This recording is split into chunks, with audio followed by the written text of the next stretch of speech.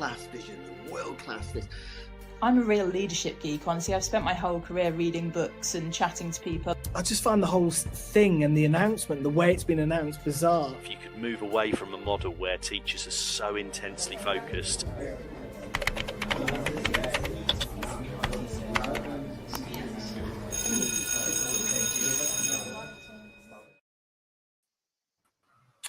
Evening all. How is it going? Welcome to Teachers Talk Radio. We thought we'd do an impromptu live today just to talk about whatever we want, really, in a general sense. I've got Yasmin and Nathan here. How's it going, guys?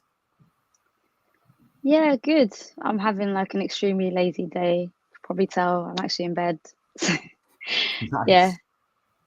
Nice, sounds good. Nathan, been up to much? Went skateboarding because I'm like I'm like a walking, talking midlife crisis. When I like I went. It's been sunny today, so I went down on the bay and went skateboarding. So yeah. Isn't there that movie? Is it Back to the Future? Where, well, no, I mean he was actually cool, Marty McFly, but I'm sure there's another one where it's a really old guy with a skateboard. Trying to pretend he's young. There's a meme of like Steve Buscemi with a skateboard where he's like, hey kids, look at me. But that's my kind of general style at the moment. It's like I got told what subjects I'm teaching next year, and after half term, and I went out and bought myself a skateboard. Well, talking of midlife crisis, yesterday in school, a fellow science teacher in my school, I was doing duty, and he came over for a chat, and there were 5 year 7 girls just wandering through the foyer area, and they said, "Mr. Rogers, how old are you?" And I said, "Well, how old? Depends what you're asking. How old am I, or how old do I feel I am?" So I said, "I'm 40, but I feel like 55 at the moment." Anyway, this science teacher who was next to me, he's actually 48, right? And they were like, they couldn't believe that this guy was older than me, which I found deeply upsetting.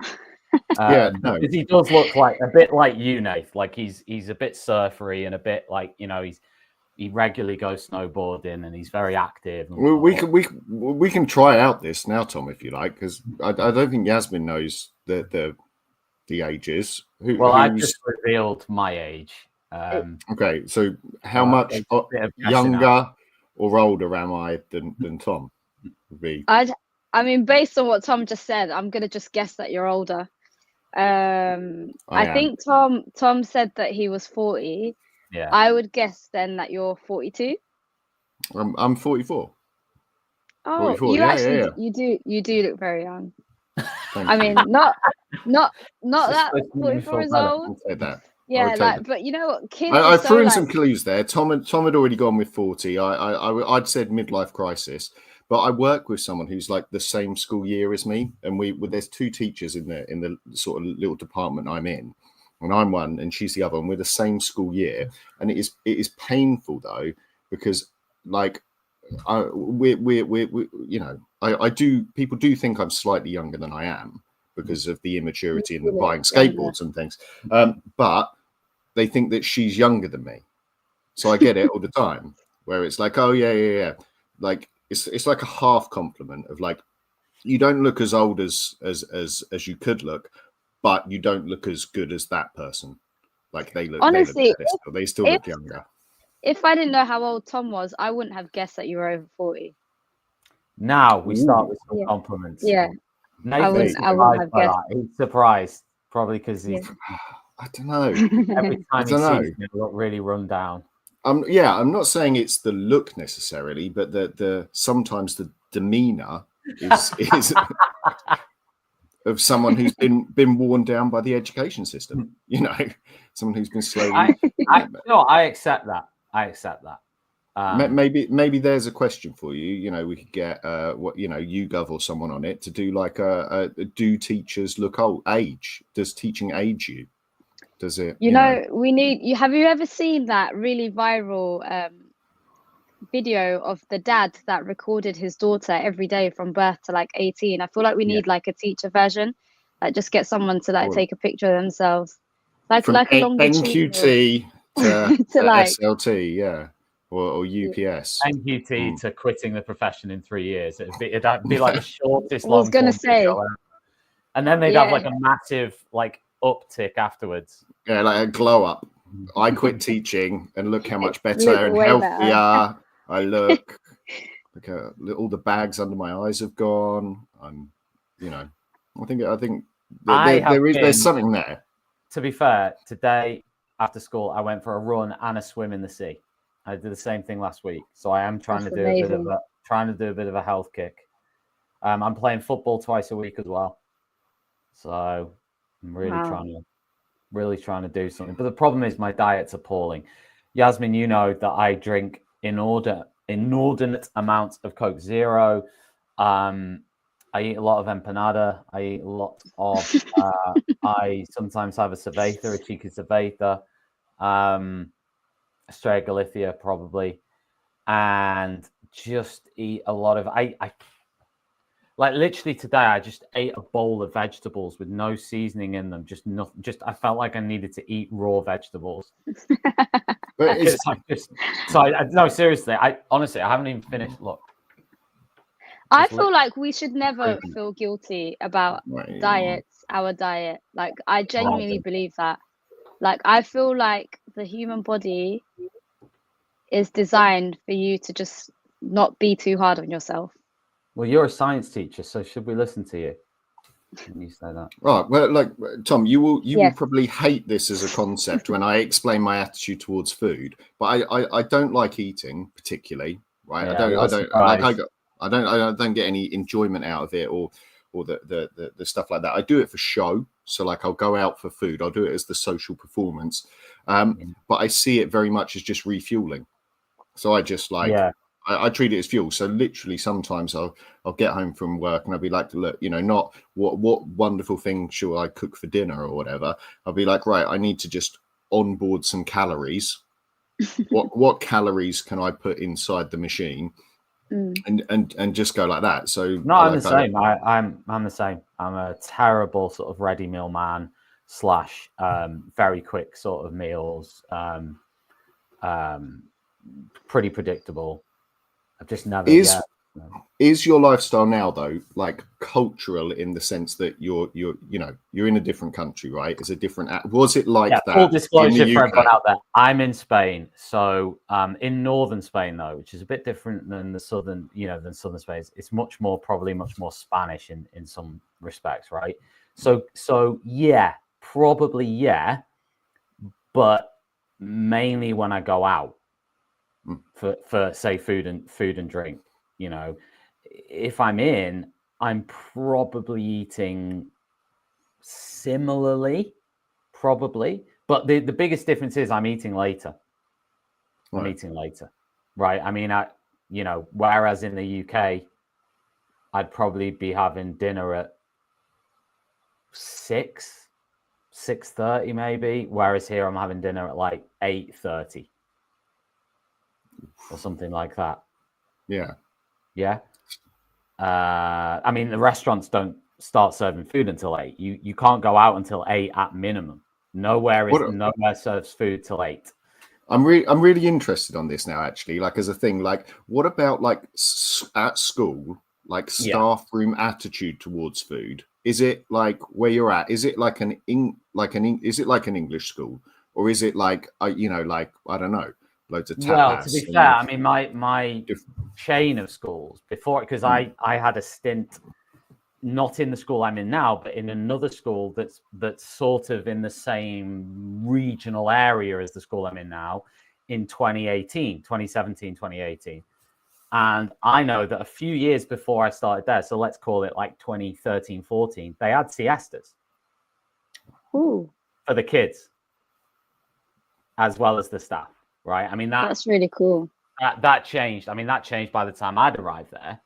But I mean, it was that particular school, which is it's very similar to the school I work in now in terms of the way it's set up and stuff. And it's actually owned by the same group of schools now anyway. but back then it was owned by sort of an individual from that city who decided to set up a private school, right? So I guess she probably just brought in her own sort of ideas about Spanish lifestyles into the school, rather than like our version of a British education system, right? But by the time I got there, it's pretty normal. I mean, lunchtime in the school is just exactly. I mean, this is the thing, right? I mean, school life just means that you literally just scoff food. Like today, I ate my dinner on duty. So I had a chair and I got another chair. I mean, some of the kids were laughing at this, but I got a chair. I was on a chair. The chair was my table. So I was eating the food off the chair because I was on duty there. And I was like, I need to eat this. And literally I ate it in about 3.5 minutes. Yeah, that's the thing. That's the thing about teaching, though. Just having like really limited time. I feel like that's what kind of turned me into a snacker. Like I just would have snacks all the time because there wasn't really much time to kind of sit and have a proper meal. So I always just kind of had something in my hand or just something to grab or to go like in my bag or on my desk, because like, and it was always like high sugar so that I could get through the day. And then that kind of attitude, or those habits rather, just followed me into weekends and holidays. My boss basically said the other week to me that she doesn't have any lunch. She never has lunch. It's actually, but scientifically, it's probably good. And I did actually try this. Yeah, it's kind of, I actually see why some people don't have lunch, especially if they do it deliberately and not just because they didn't have time, because you tend to have a dip in your blood sugar after, whereas if you avoid it, it's easier to keep it a bit more constant, or the drop is a bit like less steep, so it's slower. I can't remember if I told Nathan this, but last year I did 6 months of intermittent fasting. Yeah, so I did good for you. Monday and Thursday. It was 700 calories on a Monday and a Thursday. And I managed to stick to that for 6 months, but I moved to Spain, and you miss a week, and it's really tough to go back. Yeah. After that, that is really, really good for you, though. It's like anti-inflammatory. Yeah, although it is and it isn't, because you soon work out that Diet Coke has 0 calories. So when you're then starving hungry, what do? You're gonna have 10 cans because you go. Diet Coke 0 calories. I probably drank more Diet Coke, than I do now. But yeah, it was tough at times. It's tough. Yeah. I don't believe that Diet Coke has 0 calories. Is that true? It's true. It has 1 point on Weight Watchers. I think it's one of the only items that has that score on Weight Watchers. I read somewhere. I mean, of course, it's killing you. It's killing you. It must be doing something else. It's got something else. It is. There's something else is killing you. Yeah, inside and burning your insides out on a sort of gradual basis. But yeah, it was. It's like 1 point on Weight Watchers. 0 calories. All right, so I feel like we shouldn't really be saying it's like we're sponsored by Diet Coke. Diet Coke is probably a very, very bad thing. It's probably very bad for you. It's I don't know if it's better than, like, I drink a lot of coffee, but I put so much milk in my coffee that I'm pretty sure it's a meal, like by itself. So like, I don't have breakfast. I'll get up, but I will probably by 10 o'clock have had like a pint and a half of milk through cups of coffee. Whoa. Which like, because I'm just like, because I'll probably have had 4 cups of coffee by then, like half a pint of milk. Yeah, I am. Well, I imagine like my bones are probably indestructible, but I haven't eaten, and then it'll get to lunchtime and I'm too rushed, so I'll eat like a packet of biscuits, and I mean literally like a packet. I'll just be like, right, I'm hungry, I need calories, I need food. Dunk, dunk, dunk, dunk, dunk, dunk, dunk. Eat a packet of biscuits because I've got a packet of biscuits in my drawer. Completely miss lunch. Get home, feel terrible, feel worn down. Order a pizza. And then I think like there's that is amazing. None of it is working right. None I think of it. we've just established all of us are basically ruining ourselves. But I don't have like, I see people who have Tupperware, and I see people who have like time on a Sunday night, you know, and they'll be like, oh, like I just Instagrammed my meals for the week, and it'll be like, you know, like them doling out like veg and for like all of that stuff, their meals for the week, and they'll maybe do some, you know, I don't have the forethought or the energy after a day's teaching to think about putting some oats out overnight to eat with blueberries in the morning. I don't have time for that, so I'll wake up late and I'll have a coffee, and that's, you know, I imagine there are people who can do it. I'm not one of those people, or I haven't found a way for it to be natural. I just think teaching lends itself to being more unhealthy, because unless you are incredibly disciplined, which a lot of teachers are, right? I always marvel at people who get up at 5 a.m., go for a massive run in the dark, post a picture of it on X, and then drive to work after getting ready. I'm like, no, I could never do that. Never ever do I that. could never do it. Maybe I can do a run at night. Like I've done a run after work today, but of course that's, you know, it's sunny today. There's a beach nearby. You know, there's certain mitigating factors there. If it was grey and I was in like Manchester, I don't know whether I would have gone out today. So unless you're super disciplined, you have very finite periods of time to eat anything, and it is much more likely you want comfort food in school. For me, I just want something that makes me feel better quickly. I think that's common. To look forward to, you know, I have to have something that in the day where I'm like, I can't wait to eat that. Yeah. A couple of years ago, so one of my neighbors is actually my really good friend who I used to work with in the same science department a couple of years ago. And I remember one year we had a New Year's resolution that we were going to start running before school, because we used to go to school together every day as well.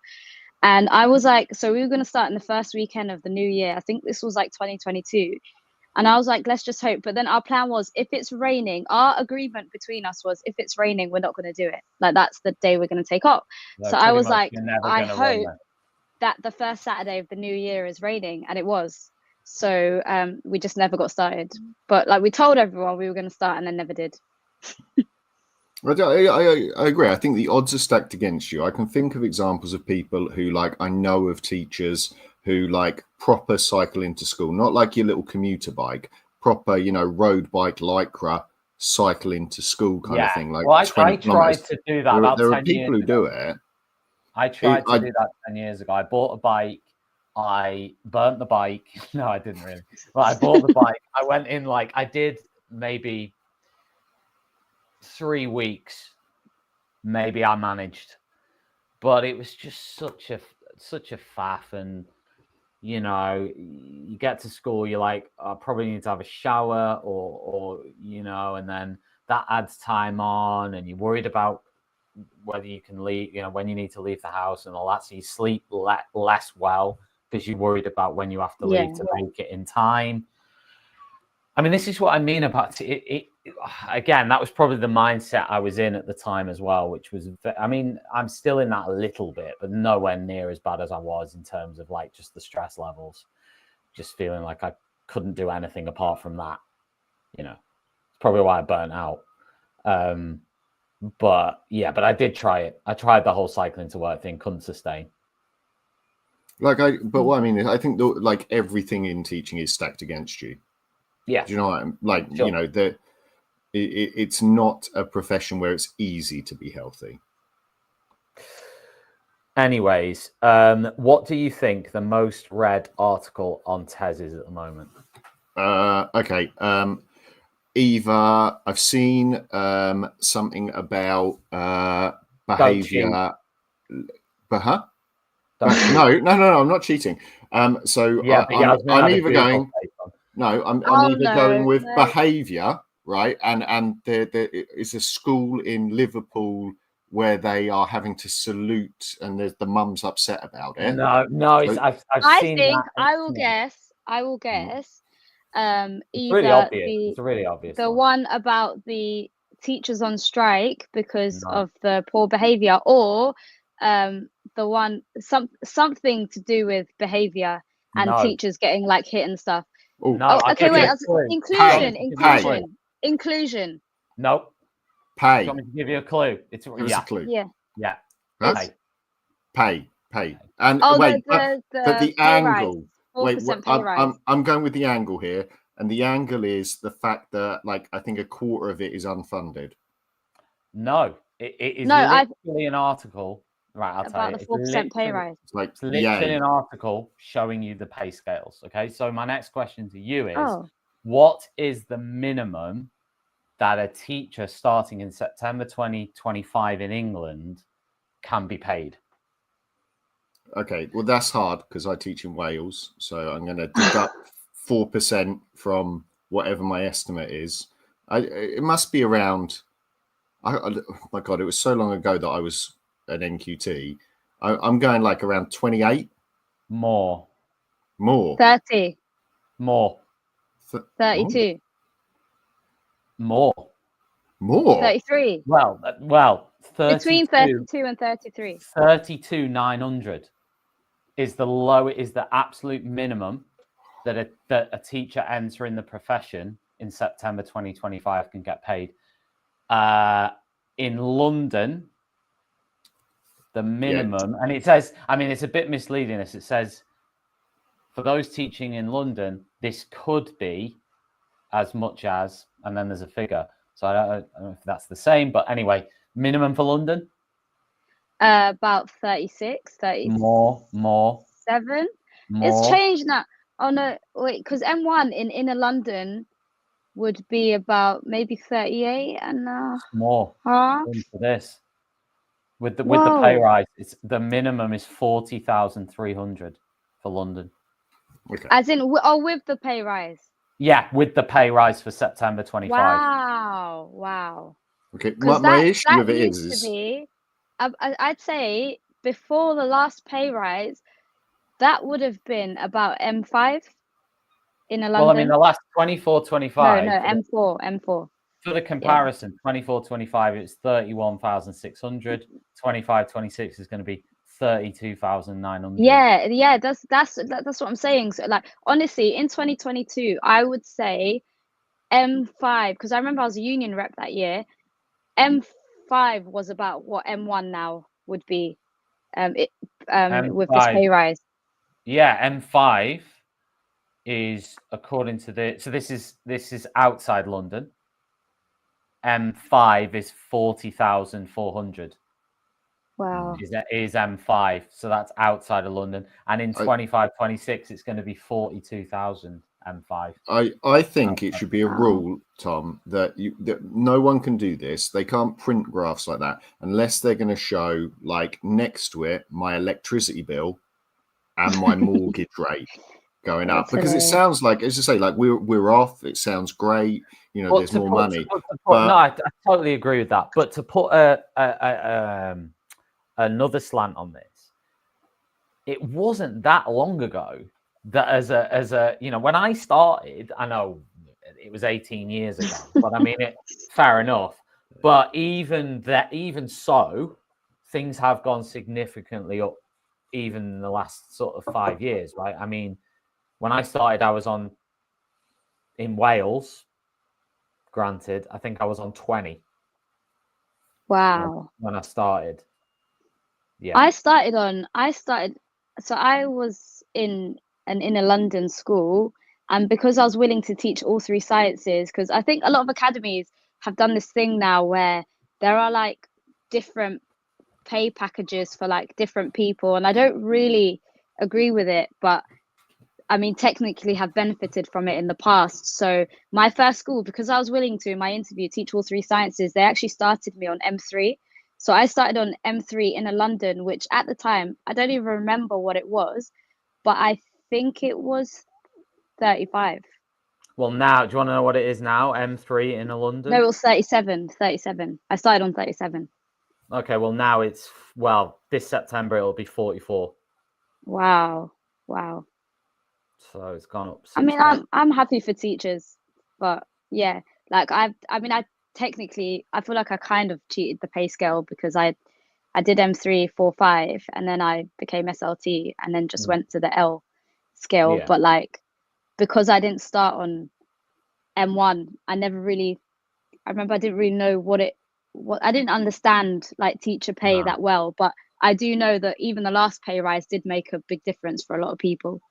Yeah, I mean, it's interesting. Obviously, that the pay rise is also extended to leadership as well. So there's some significant pay rises there. You know, I think the weird thing for us at the moment, right, is this feels like an amazing thing to a lot of us because of when we started. Teachers were underpaid.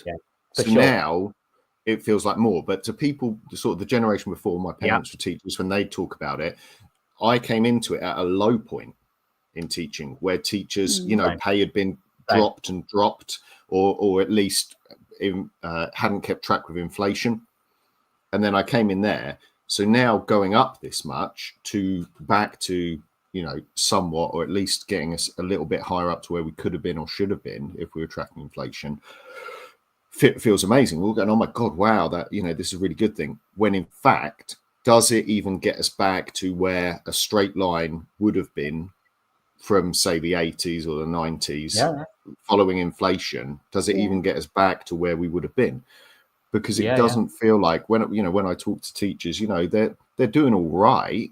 They're doing all right, but it doesn't feel like, it's a really well-off profession or or particularly even, we are middle class by nature, but it doesn't feel like, certainly not the prestige maybe, or the expectation of maybe what it used to be. In the private sector world now, sort of early mid 20 somethings are changing jobs all the time. That's the first thing, right? They're changing jobs quite regularly, every year even, right? Whereas I wouldn't have dreamt of that. I wouldn't have dreamt of moving, even if I wasn't in teaching, right? Imagine whatever job I'd have been in when I was 21 out of uni, I wouldn't have gone, I'm going to move on from here in a year or two, and I'm going to make sure that I increase my salary when I do that by X amount of money. So I think that's been a change. And I think obviously just salaries have gone up across the board. And I think the expectation amongst sort of graduates and stuff has gone up a lot in terms of salary.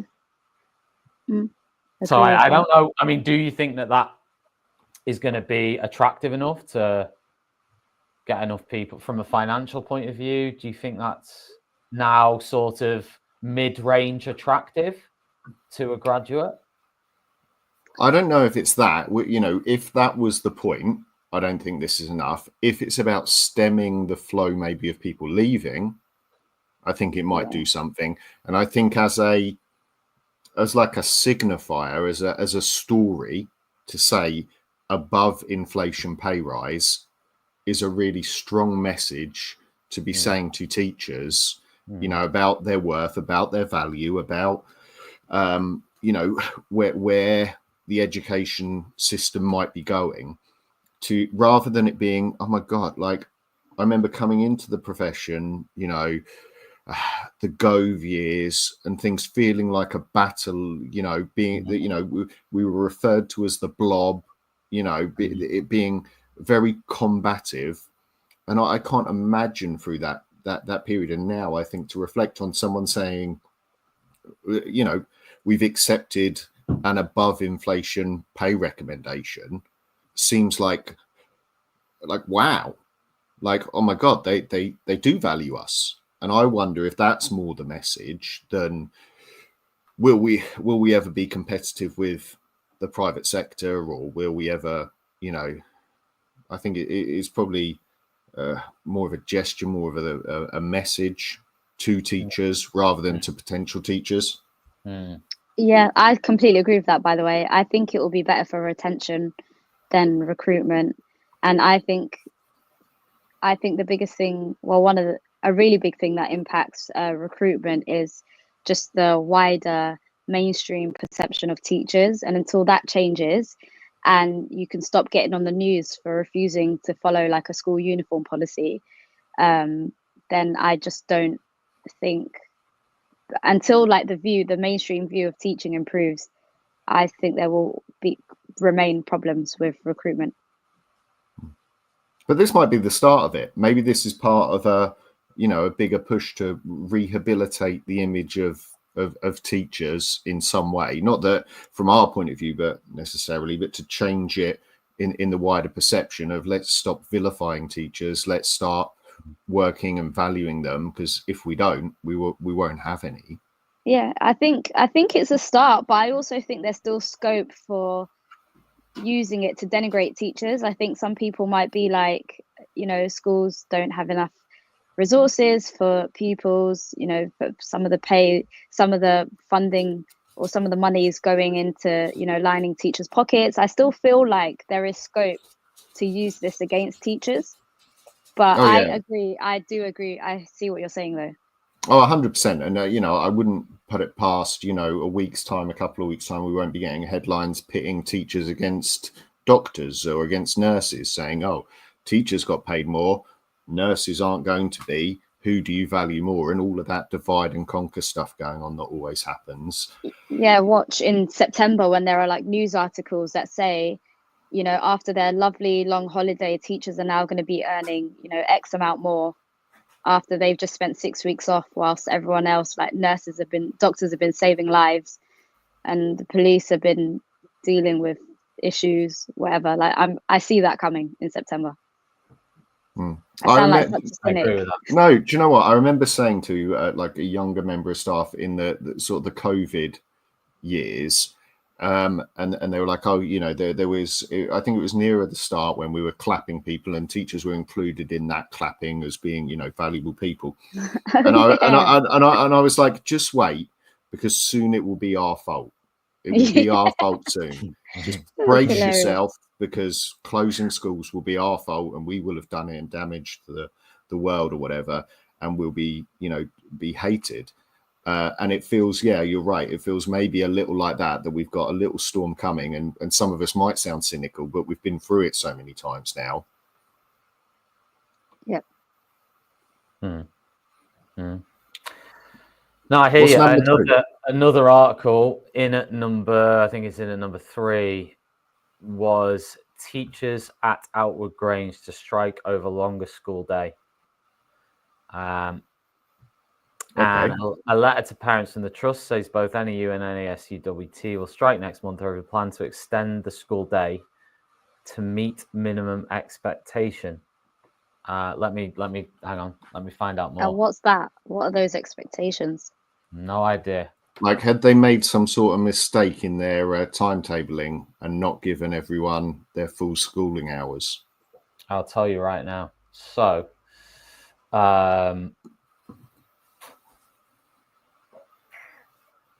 Trust has 40 schools in total. It defended its plan to extend the school day in February, saying that its secondary school day currently falls short of the government's 32.5 hour a week minimum.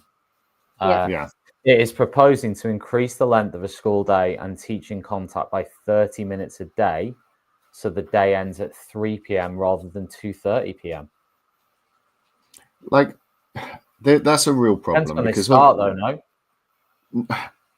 If they're not meeting the minimum hours of the day that's expected, then it's going to happen, right? I would imagine that this isn't as simple as that. If the unions are, talking strike action, then, is there more to the story around how it was implemented, how it was consulted on, how they were informed of it? Because I don't see how you can argue too much about, it's a national expectation, the hours that should be taught for young people. Yeah, I actually think the school day should be longer anyway, but I know that's kind of controversial. But I just think that, like, a lot of break times. Just a caveat here. So under the new structure, the school day will commence at 8:30 a.m. and conclude at 3 p.m. I mean, that sounds. I mean, in all the schools I've worked sounds like a normal day. It's Yeah. like all this. I've never worked in this. Have I? Maybe I've worked in one that was that short. Maybe. Depending on your lunch, I think. Yeah, where that's I'm what I mean. where It depends how long. where I am at the moment, we finish at 10 to 3, but start at 8:30, finish at 10 to 3. And so that seems in keeping. But as I say, like it, a lot of these things can depend on how they're consulted on, how it's implemented, and if people have been brought along in that process. So I don't know. That's a tough one. Sounds like there's more to it. Though. Interesting. Anyway, do you want to know what the others were? Yeah. I want to know, like, are you telling me that this Liverpool school that I've heard all over social media is not on there? It's not on there. It's not there. This is just Tez that I'm looking at. So yeah, I just I heard a lot about it. I feel it. Unless it's maybe, hang on, let me see on most shared. No, I'll tell you one that was interesting that was on the most shared list was an article about teaching abroad, saying about the growth in international schools. I was going to ask you guys, if you could choose a country in the world to teach in, where would it be? And why? That is tough. That is could be a region. Could be a region. Maybe a country's a bit too specific. I mean, for me, like I've gone back to Spain after having a stint in Spain. So in 2017-18. So I feel like I just, I'm sort of addicted to Spain. But if I wasn't Spain, Portugal would be pretty good. God, I'm boring. All right, if I had to choose outside, let's say I had to choose outside Europe, then. I mean, if I was to go after this, I might go, Eastern Europe. I find interesting. I like the idea of some sort of pop-up school, startup school in like somewhere like Montenegro or maybe the Balkans somewhere, or even up. I mean, I looked years ago. I looked at like Estonia, and I looked at Latvia. That interests me. I must be honest. Central Europe doesn't interest me. I don't know why. Like France, Germany, Austria, Italy don't really interest me. Outside Europe, maybe Japan.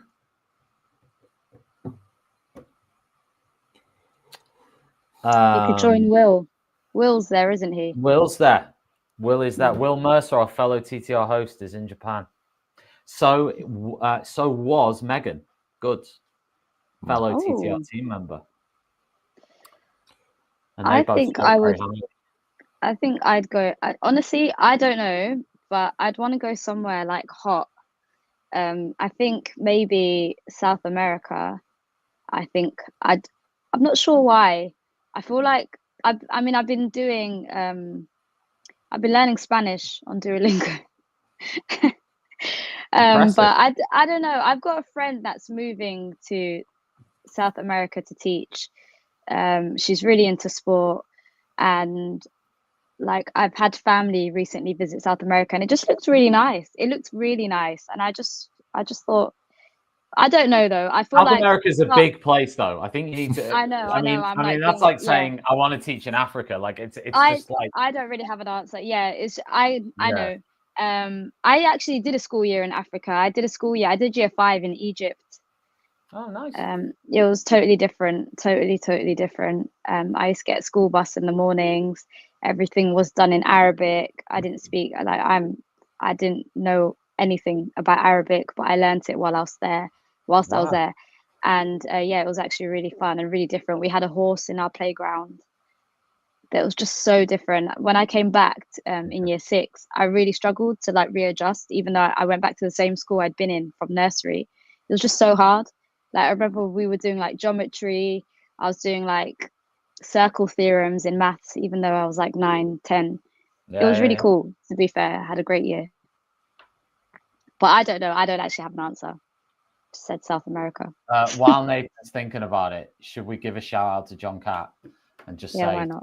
thanks for sponsoring us, John Cat, and go to johncatbookshop.com and get 20% off any John Cat book by using the code JCTTR2425. There you go. I've got a topic for us to talk about. Go on. It's the one that I saw people tweet about recently, including you, Tom, and it was about inclusive schools. I don't know if you saw about a week ago, there was like a lot of talk about, I think there was this article that came out. Oh, it was the toilet break one. The Center for Young Lives. No, the toilet break. Inclusion. The toilet break one. It was about toilet break. I don't remember anything about a toilet break. Well, that's the bit I read. That was from I didn't read the report. I just read the BBC article about the report. But go on. Tell us something about it. I'll read a tweet to you. Mm-hmm. It's not by me, is it? I mean, you'll find out. It says, apparently inclusive schools have low exclusions and detentions, according to a new report from the Center for Young Lives. And I have a big problem with this.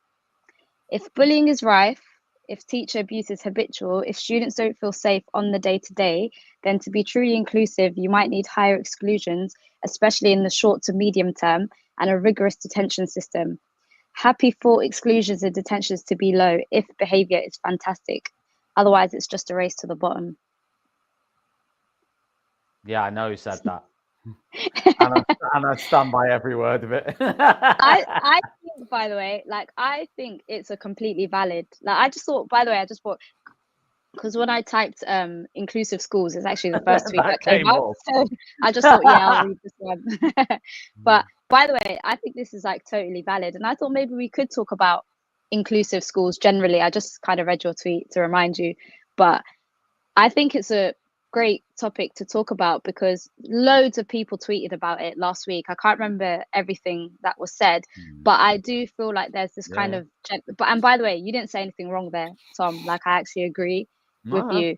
But I think what happens a lot is generally on X, I think people associate inclusion with low exclusions, and I feel like it's not always the case. Yeah, cool. I've worked. 100%. Yeah, it's not always the case, and I just thought inclusion would be really good to talk about because my view on inclusion, and I know there's loads of people that don't agree with me, but I think when I think of inclusion, if I compare it to zero tolerance, and I mean another issue I have with inclusion is inclusion exists in every school. Even if somebody doesn't like the behavior policies in a particular school, every single school has an element of inclusion, an element of reasonable adjustment, an element of including all their pupils. They all have the same opportunities. And so I don't like to divide schools because obviously everyone has inclusion. But I think one thing that going to Peru taught me is I feel like when it comes to say a zero tolerance school, and again, I hate to divide schools in this way because there's too many gray areas. But anyway, let me just get to the point because I'm rambling now. I feel like with zero tolerance, I often think there's often a big point made. I feel like a lot of it is about examples and kind of treating everybody exactly the same consistently, because then that's part of sending a really clear message, right? And when I think of inclusion, I often think, or what I really like about it is that I think it takes into account the kind of variation or the unprecedented or unplanned circumstances that can impact children. So I'm not necessarily saying just because a child's been misbehaving per se, that means you now move the goalposts and don't exclude them. I totally Tom, what I liked about that tweet was I do definitely agree that sometimes people conflate inclusion with just keeping exclusions really low, but that it is actually at the expense of either other students or teachers. But I think what I really like, I mean, inclusion isn't really the right word, but what is it called again? Trauma informed practice. I think what I like about that is I think it's an individualistic behavior system, and I feel like it takes into account the fact that there will be loads and loads of circumstances that can impact a child at any given point, and that is kind of used to help them reach the end goal. Like, I think what I like about inclusion and trauma informed practice is that I feel zero tolerance doesn't do, is that it takes into account the risk to a child's life if they were to be permanently excluded. I feel like that's missing from zero tolerance for me. And I know I totally get that it's considered like controversial. I'm not explaining my point really well, but I know it's considered controversial, but I think for me, that's what I like about trauma informed practice. The fact that a risk to a child's life is considered in the instance of a permanent exclusion more so, or to a higher degree than it is in zero tolerance.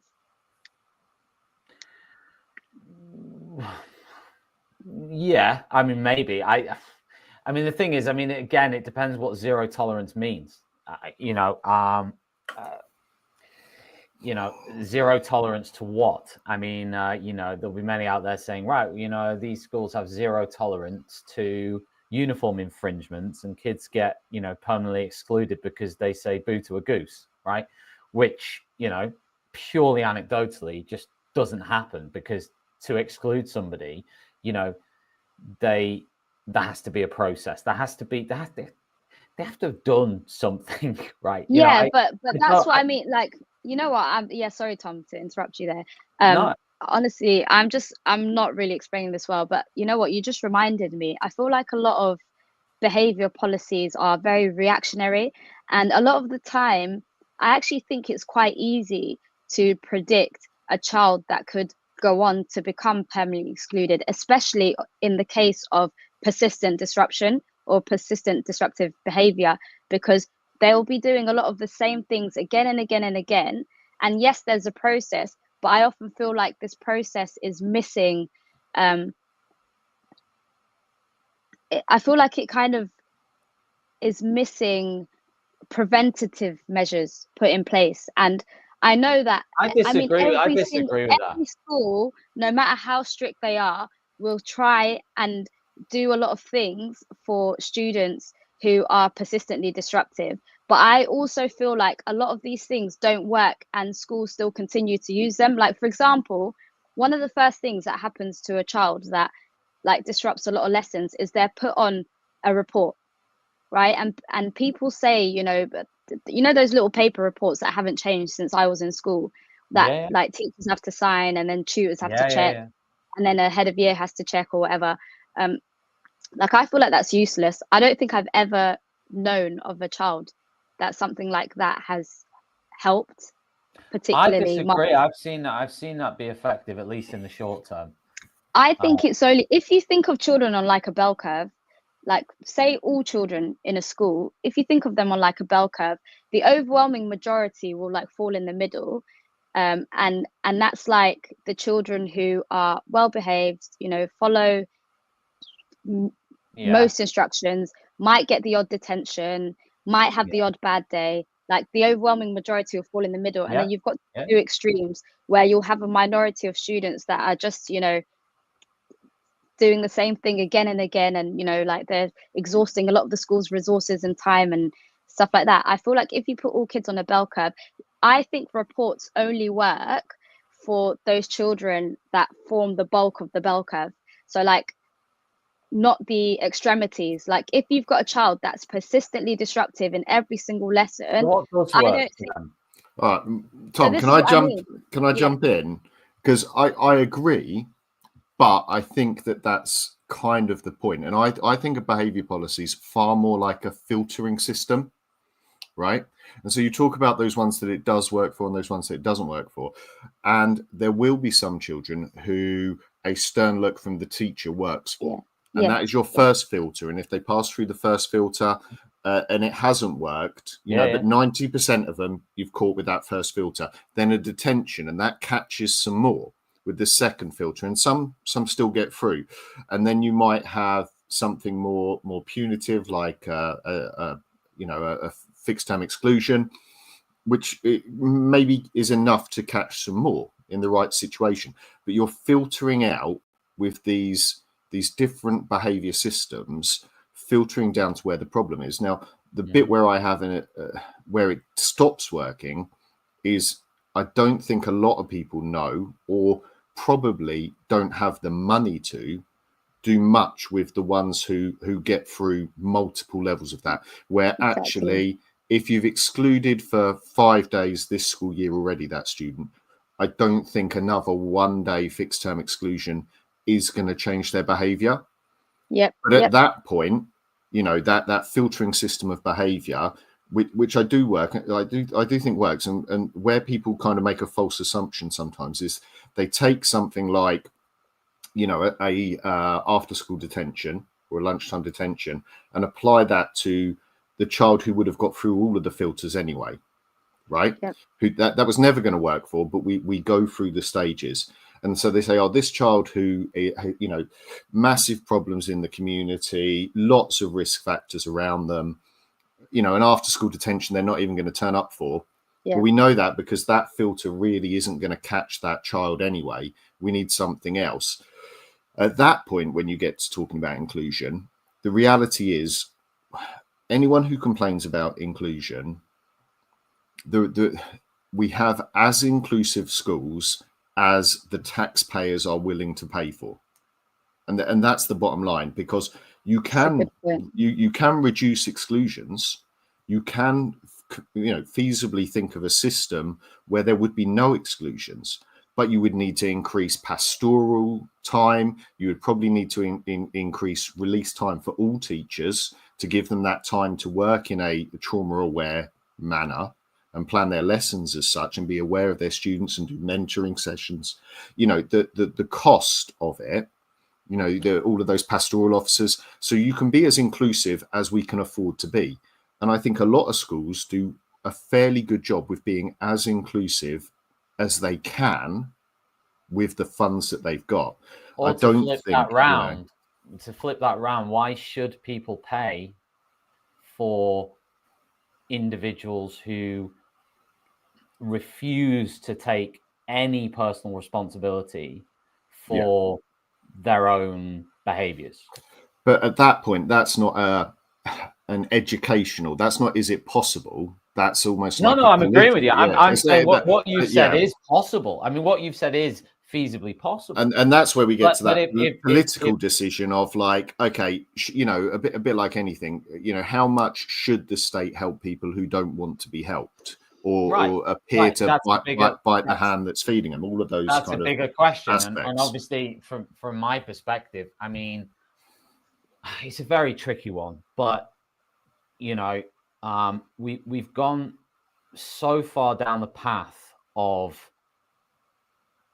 searching, pushing, and looking for reasons and ways to accommodate, even when it comes to teacher assaults, even when it comes to having teachers' hands shoved indoors, or teachers pushed in the corridor, or teachers verbally abused, or teachers being pushed around during their duties, or teachers being, squared up to on their way out of school, or whatever, right?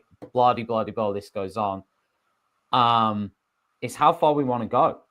What you're suggesting is that we put in whatever amount of money, just write it on a piece of paper, right? We just keep going and going and going and going to try and include everybody. No, mine would be the other way around, Tom. I think that for it to work, for truly inclusive schools to happen, you would need to put that funding at the front before issues happened. So identifying and prevention to stop them happening. Once you get to that stage, I mean, there is a massive expense to do anything with them.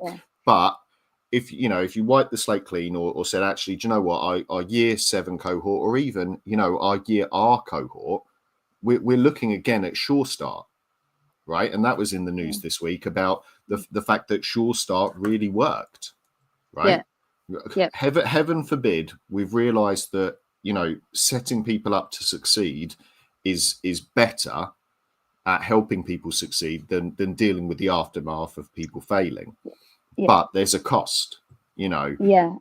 I think some of the time we're stuck in this reverse way of kind of going, actually, right, once a child has hit a student, once a child has hit a member of staff, or actually, to be fair, in some circumstances another student, they have broken the social bounds of that environment, and some sort of reset needs to happen. And so, like, I am pro exclusion. Like, Same. I want to prevent, but I don't want to prevent exclusions, and I hate that. And you know, I hear it from different people when they talk about it, you know, and you'll hear that, you know, this school or that school or this local authority, that local authority have said they want to reduce exclusions. Then help us reduce the things that are causing exclusions. Help us reduce the number of excludable incidents. You know, help us make schools safer so we don't have to exclude. And that's a different thing to, you know, local authorities turning around and saying things like, right, everyone needs to cut down their exclusions by just not excluding.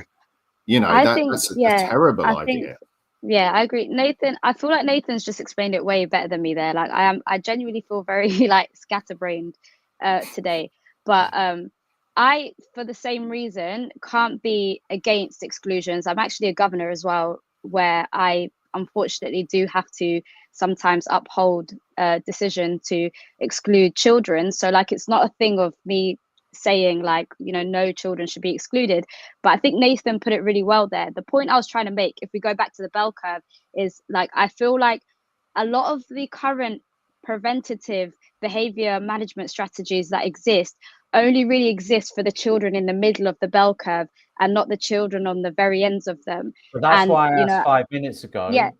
So exactly, like the point that Nathan made there, which I really liked, is when you've gotten to a point where a child is assaulting a teacher, it's already, you know, really like you've already reached a point in your school where the behavior policies have really been undermined because of the risk that staff have been put at. So like, what I'm just trying to say is, I just feel like I wouldn't, like, I can't ever really be against exclusions until there are far more preventative strategies put in place. But exactly as Nathan said there, more money is kind of needed for that. But I just can I just make a point here?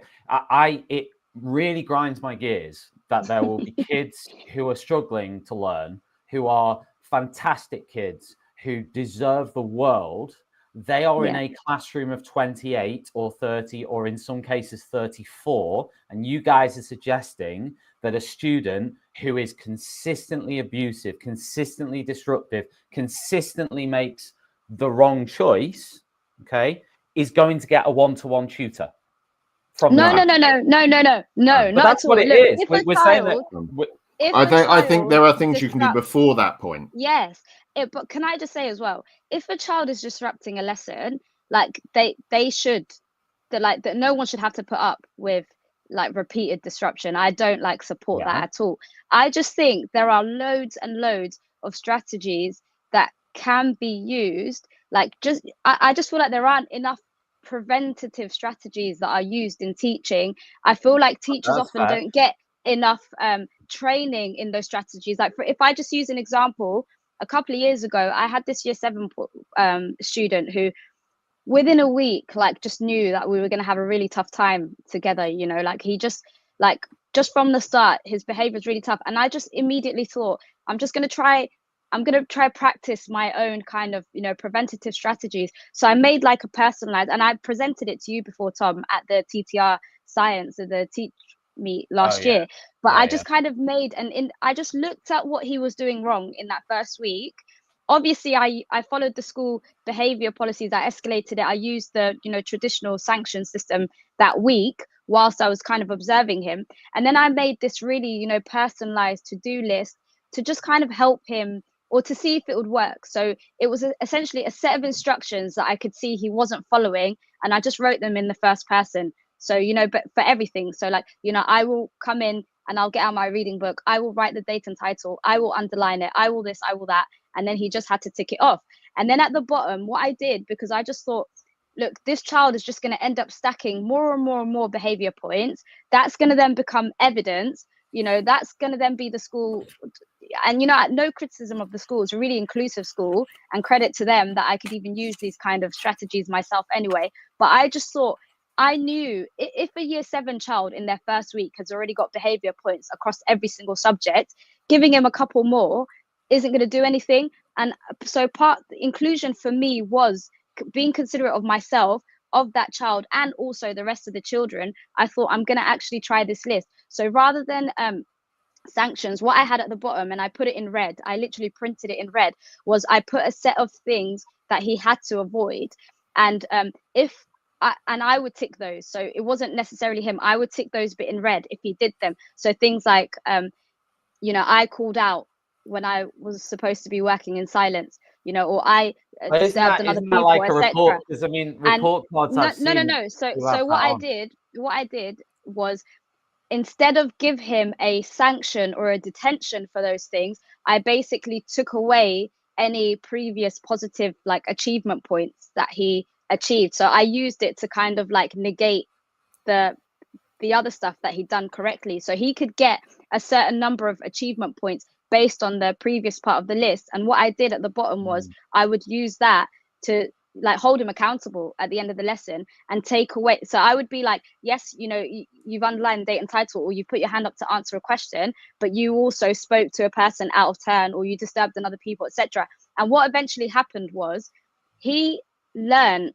I feel like sometimes you can't even assume that every child can just follow instructions straight away. I feel like it's really easy to just label them as disruptive. And I'm not saying every child has underlying needs. He didn't necessarily have any needs, but I actually feel like this is the kind of stuff that I see as inclusion, or the kind of stuff that I don't see happening everywhere that I feel like could happen. But what eventually happened was that child was able to do everything in that exact order consistently. And eventually I just kind of took away that to-do list and kind of integrated him into the seating plan with the rest of the class. And he was fine for the rest of the year. He actually got a grade 9 at the end of year 7. And so the point I'm just trying to make is, what I feel like is sometimes missing, and I'm not against zero tolerance per se. And like I said earlier, I just kind of use that phrase generally, but I feel like there's no school. Who is in favor of zero tolerance? What does zero tolerance mean? No, but what I'm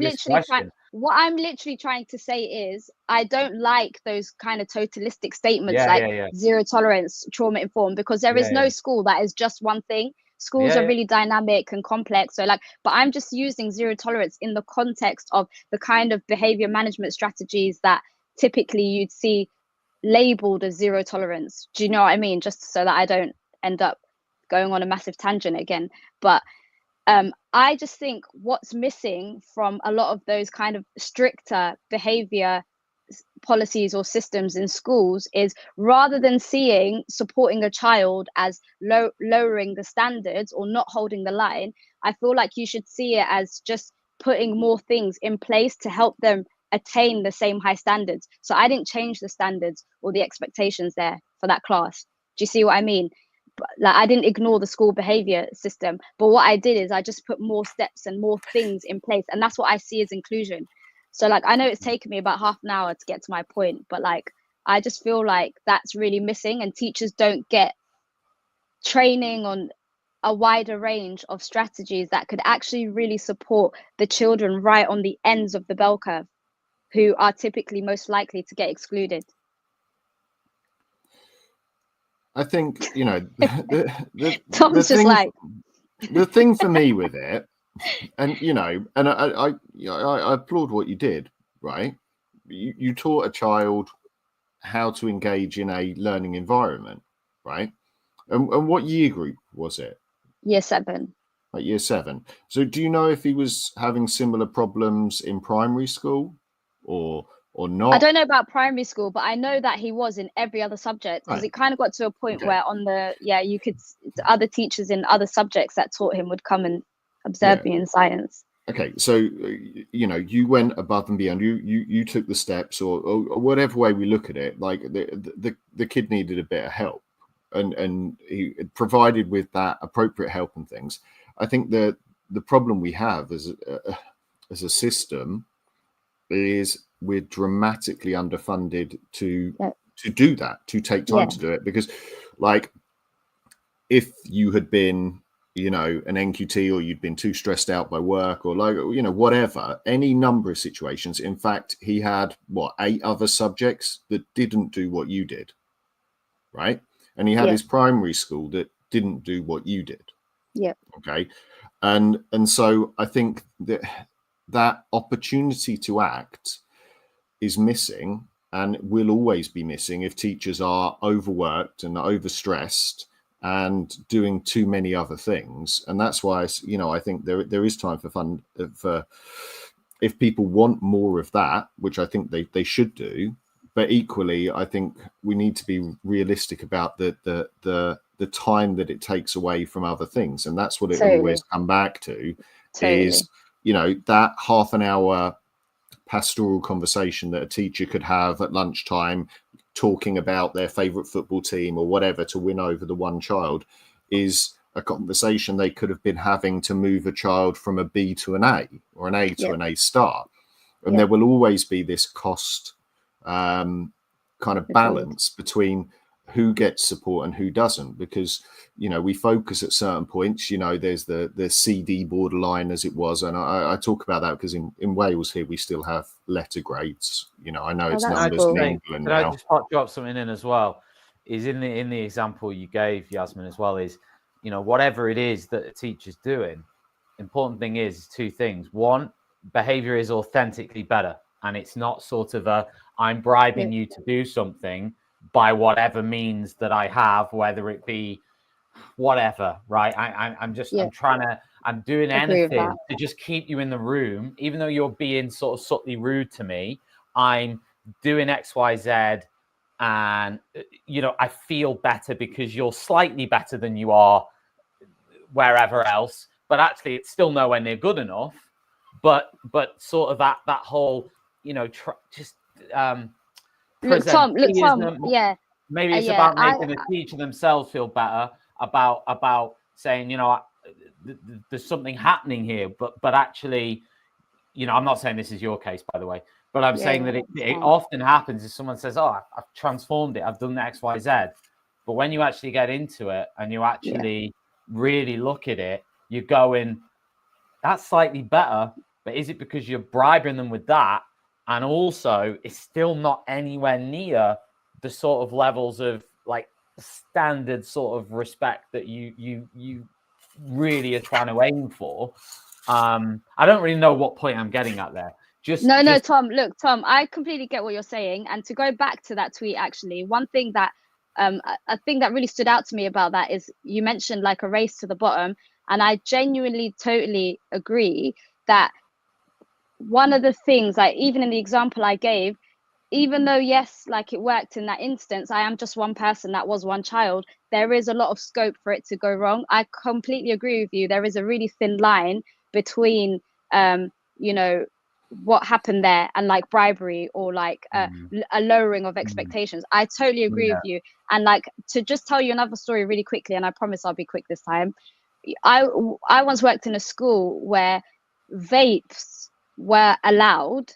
Yeah, and I know that sounds mad, but they were allowed if you handed it in the morning. Nathan just like perked up there, but like and like genuinely, I feel like it was it. Like honestly, listen to this.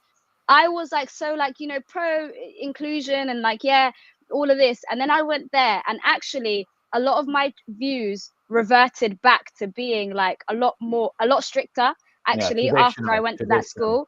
It changed me, because what happened there was we had this policy where in the morning you had to hand in your mobile phone and you had to hand in a vape if you had one.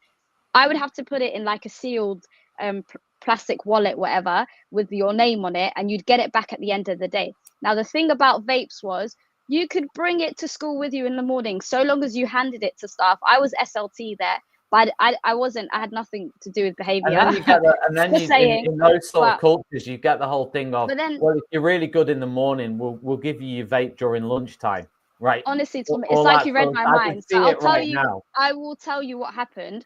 So the policy was, if you don't hand in your vape, the deputy head is going to break it with a hammer, whatever, he's going to chuck it away. That's what he used to say. I'm going to smash it with a hammer. You're not going to get it back because you didn't give it to us at the start. And I used to say the whole point should be vapes are not allowed because it's against school policy, or vapes are not allowed because it's bad for your health. It shouldn't be based on what they do or don't do. Anyway, what ended up happening, I ended up teaching a lesson soon after that policy started. I was also a science teacher there.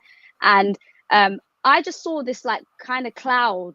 Like I turned away for a second, and obviously like vapes smell like Skittles. You told me this story. And anyway, this kid, I was like, hand it over. He tried to gaslight me. He was like, I don't have anything. Like, you're making it up.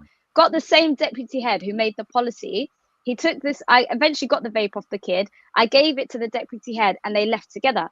And what then happened is this kid came flying back into my room a couple of minutes later and then called me like a racial slur in another language, in the Bengali language. And I basically text my friend and I asked her what it meant. And she basically told me it actually literally translates to black monkey. So what then happened was this child ended up getting a fixed term exclusion. But when I was speaking to the head teacher, what had happened was the deputy head gave him the vape back and sent him back to my lesson. So he was like, you've been caught with it now, put it away for the rest of the day, go back to your science lesson. So it shifted it from being problem being it shifted the problem for the child being the behavior policy to the problem being me. Do you know what I mean? So like, yeah. Just as another example of, you know, like a race to the bottom. This is a way smaller example than that, but even just last week or a couple of weeks ago, you know, I've had a few kids actually this academic year say to me, can we work that detention back in the lesson? I hate that. If we're good for the rest of the lesson, I'm like, no, that's I don't know where you're getting that from, but that's just not the way that I work with things.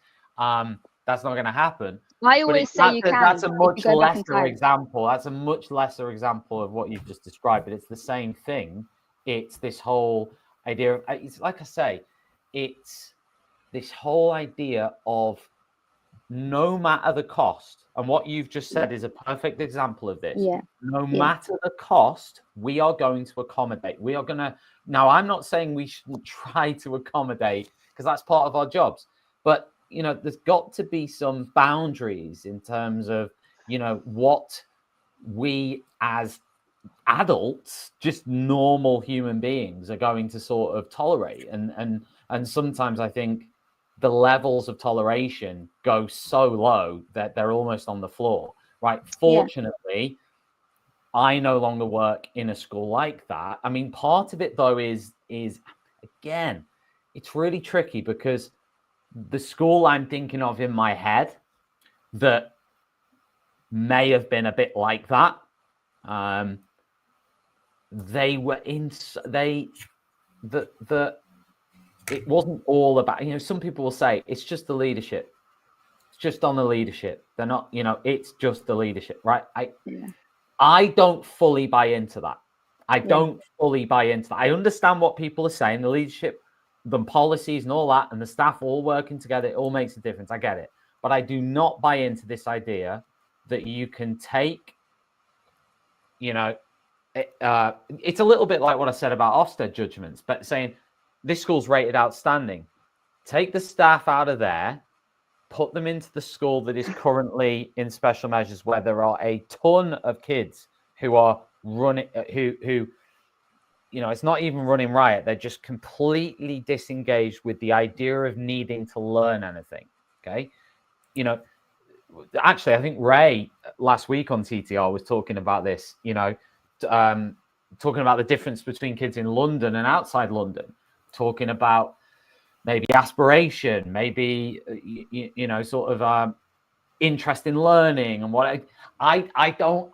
Yeah, I mean, so many will disagree with me, and that's fine. They will say you can take an idea or a system and a way of doing things, like out of, I don't know, Michaela, and then you go from there and you import that into Coastal Academy in North Wales, where I spent the first 5 years of my career. And I'm just, I can't make that leap. I can look at it and go, you might make some inroads, but I struggle to say that you can convert the entire culture to such an extent. They're going to disagree with me because they're going to point to schools in places like Sheffield and all the rest of it. But a lot of it for me comes down to cohorts. I think for me, yeah. And another thing I'll say, I've worked in all kinds of schools, you know, ones with really traditional behavior policies, trauma-informed schools, alternative provisions. I just think for me, the most successful behavior policy is the one where staff always back other staff 100%. Like, I feel like for me, that's just the best recipe for success in a school, no matter what your policies are. There's someone who you know that though now, Yasmin, and say, yeah, but what about safeguarding? Because I remember Catherine Birbal Singh said something like she got absolutely battered for it. Yeah, I remember that. I can't remember exactly what she said, but it was along the lines of, I'm always back them 100%. Right. Yeah. Like, I think the best behavior, like, I've seen schools where you know, teachers will be told, use on call, make sure you log any, you know, behavior issues, and SLT will come and collect that child. But at the same time, it doubles up as like a cursory judgment on that teacher's perceived, you know, abilities. And I have a huge issue with that. I like, obviously there are like, and when I say back teachers 100%, I do remember that time where, you know, Catherine Birbal Singh got attacked on Twitter. Obviously, there are exceptions in that, and I'm not talking about the Catherine Birbal Singh one, but there are exceptions where, you know, you always kind of know at the back of your mind, any teacher could also theoretically be reported to the head teacher for potential safeguarding breaches. But, you know, if you park that for a minute, I think the best behavior policy is one where other staff back staff 100% in any decision that they make about correcting or addressing a child's behavior. That to me is the best recipe for success, no matter what your actual policies are. You know, anytime where something goes wrong, it's usually when a children, you know, find gaps, or, you know, that they're able to see inconsistencies. And because the only people really, or the people that suffer are other teachers, you know, it's other teachers, you know, that's my big thing about behavior, is backing staff, making sure even when no one can see you, that you're never undermining another member of staff. You know, children, anytime they've come to me with a complaint or frustration about another member of staff, I always say, I'm sure there is really good reason for why they did that. I just kind of go along with, you know, supporting the teacher. I will never be there like, oh, you know, they behave for me, or, you know, like, you know, that kind of typical time. I know, but this is what I mean. And so what I feel like is sometimes missing from the debate in education is, why is the kind of behavior of teachers never addressed when we talk about behavior management in schools, or the disadvantages teachers potentially face? I think it's a big part of teaching. I would disagree with it on a technicality with something you said there, Jasmine, which is that it is about backing the teacher. I would say that it is about, for me, anyone who is doing it is letting the student down as well, right? It's about supporting that student. So if they come to you, if they've used a phone in class and they're unhappy about it, and you're SLT and you just want to make them quiet, so you tell them to turn it off and stick it in your bag, and we won't tell anyone, I won't take it off you. You are not helping the child. Absolutely. You're undermining the teacher. So you're not helping them, but you're also not helping the child, and you're not helping any other teacher in the school. The thing to help that child is to take the time to take the phone, help them through the sanction, which they have to do. Because, you know, they've broken a clear rule. They will have to do the sanction. The phone will have to go, you know, behind reception or in the safe or wherever it goes when it gets confiscated. That helps the child. That and should not just help the child. I agree with that completely. You know, and them not doing it is them actively not helping a child behave better next time. And I think that's where it really falls down, because you will see people who it happens to, right, who are doing that because it's quicker, it's easier, it's less hassle. I've got to get back to my office, breaks in 5 minutes anyway. Oh, you know, let's just pat this one back down. Oh, you're not going to swear at the teacher again. Okay, go back into class then. You know, it's all been, you know, brushed under. If you're not addressing the issue, you're not helping the child. Like that easy forgiveness or brushing it under the carpet or ignoring it not only doesn't help the teacher, not only doesn't help all of the teachers in your school, but it doesn't even help the child, because they've learned actually a really bad habit from that. They've learned a really bad lesson from it. They could have learned a semi-positive lesson, which is, okay, yeah, I definitely shouldn't get my phone out in the teacher's class, in Mr. Rogers' class anymore. Probably I shouldn't be that bothered about getting my phone out in anyone's class. In fact, am I using my phone too much just in general?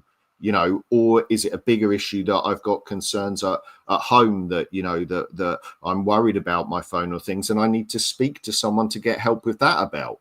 There's the conversation to be had. That's how you address the behavior, not by, oh, just turn it off and stick it in your bag and go back into class. It'll be lunch in 5 minutes. That doesn't help anyone in any situation. Another thing I want to say about undermining pupils as well is, I mean, undermining teachers when it comes to behavior management. And to go back to what I said about staff and the role staff can sometimes play in putting certain staff at a disadvantage.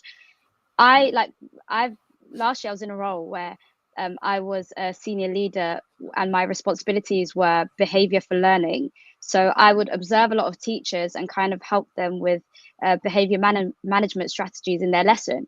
If I went to a lesson and I saw that a pupil wasn't doing the right thing, I would actually I would give the teacher the opportunity to address that, because what I was avoiding was walking into a class, you know, as SLT in my, you know, jacket, and then kind of giving those children the perception that their teacher needed help. Like, it wasn't help. Like, if I had anything that I needed to say, I would make sure it didn't come from, if there was a child who wasn't doing what they were supposed to do, I would make sure it didn't come from me and it came from their classroom teacher. And I didn't like log these things. I didn't use it against them, but just my point being, you're their classroom teacher, you're their kind of point of authority, and the person who's kind of running the room. And so I would just make sure I gave that teacher the chance. And one thing I've noticed that's increased a lot in schools is, you know, people coming in, doing learning walks, sit up straight, you need to do this or that. Like, I feel like, what message does that send to a class if somebody else comes in and, you know, starts to help manage the behavior? Like, what message does that send to those pupils about their teacher? Play devil's advocate. By the way, this will have to be the last thing, because we've been on for 90 minutes nearly. We've been through everything that we could possibly go through. The weather, you know, exclusions. Inevitably, we end up on that. But I was going to say that, you know, to play devil's advocate, there's people out there who would say, well, it's sort of like modeling. It's sort of like team teaching. I don't agree with this, by the way. I'm more of the sort of, what I get what you're saying, but you know, there's that other way of looking at it, of saying we need people to sort of go in there and model what everybody should be doing, right? But I do agree with you, right? I mean, if, for example, you know, let's imagine a teacher's in a class and I don't know, let's say it's a uniform thing, right? And, you know, and they're in a class and, I don't know, two of the students in the class, the teacher hasn't asked them to do whatever it is they're supposed to have asked them, you know, in line with the uniform policy, right? And then a senior leader comes in and sort of in front of that teacher says, so-and-so and so-and-so, do this, do this, do this, do this. You shouldn't be doing this. That isn't one that's good, is it? That should be one that's more of maybe a chat afterwards of like, hey, just to let you know, I spotted a couple of kids who weren't doing this. I mean, that's probably a bad example, but you get my point. Oh no, like, I do get your point. I feel like it. Oh, go on, Nathan. I'll let you. I've said enough. I dislike it as a management style. That what you described, right? I dislike it at this kind of pulling up the bootstraps, saying this kind of performative, setting high expectations. Whereas in that scenario, either the teacher didn't notice because there's too much else on them, right? Or the teacher did notice and they actively made the decision not to address it because it wasn't worth the hassle for whatever reason of setting a detention the kid never turns up to, calling on call that Which never would- gets which would that be the- arrives, which would be that the never, wrong you thing. know. Which would be the wrong I thing don't to like do. that. No, But it Yeah. is the which would be right. the No, wrong thing to do, but understandable. yeah, but it's wrong. but that's I don't blame that on the teacher for not doing it, right? Because that is the only survivable action. Like the only other option is that they really don't care as a teacher, and maybe there is a performance management type issue that you need to address, which I think is incredibly rare. I don't think anyone, that's such a rare thing that it's worth parking off as a last consideration ever, right? But if a teacher is not doing it, you coming in and making a public performance of it doesn't make them do it anymore, just makes them more wary of you. Whereas, having a conversation with them afterwards and saying, look, what led us to this point? And they say, I knew I had an observation. I was stressed out by that. I was flicking through my lesson plans. I was focused on doing A, B, and C that I have to show in all of my observations because I need to be on Pastor's Perch and live marking and helicopters teaching. I was just focusing on teaching. Yeah. Sorry, I didn't even. I just got carried away with trying to do a really good job in maybe a challenging situation, right? And oh my God, I do. Be any reason. I do form lessons, and sometimes I don't notice, everyone's shoes because I'm dealing with an issue. In the corridor, someone can walk past me and I can say hello to them, and they might have one of their buttons undone, and I might not notice because I'm trying to find something else to get off the photocopier because, all of these things happen. That, and I think, the question is, why didn't I notice? And can we reduce that load? We talk about kids' cognitive load all the time. We don't talk about teachers' cognitive load. Thank you. Thank you. When we're jumping through so many hoops, or we've got a twilight after school for 2 hours that we've got to do something for, or we've got this or that going on, or you're real panics because this is a tough class and I don't know if I've got a TA. I mean, to give another example, it's the same thing, and this is where I was going to touch on this today, weirdly, but we never got onto it. Is okay, similar example, but imagine the thing is like you're not doing a retrieval quiz. It's the first 5 minutes of the lesson. I've walked in. You're not doing a retrieval.